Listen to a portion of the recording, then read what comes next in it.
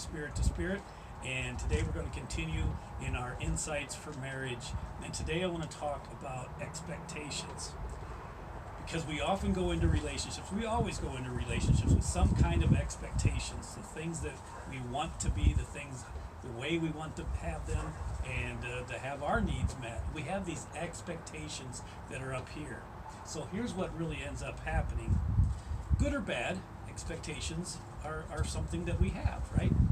So expectations are over here. But what happens in a relationship is reality. And sometimes those expectations are met, but often they're not.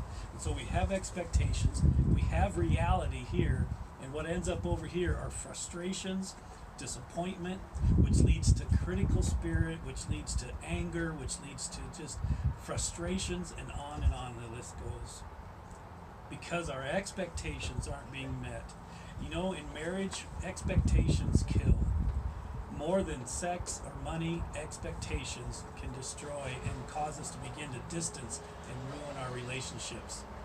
And so what I want us to see is how can we live and embrace and accept the reality and let go of some of these expectations. Because what's more important, these expectations being met or a relationship? And hopefully you're choosing the relationship.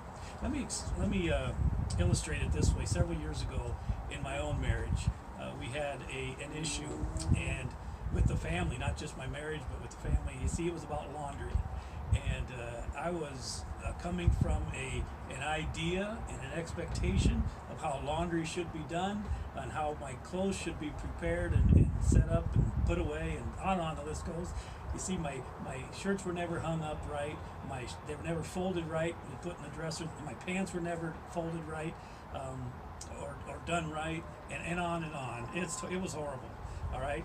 And so what did I do? I decided, through some help, realized that, you know what, it's my laundry too, and if I want it a certain way, and I know what some of you are thinking is, well, do it yourself then, and that's exactly what I did. And I realized, you know what, I can do laundry, and if it's that big of a deal to me, then I'll do it.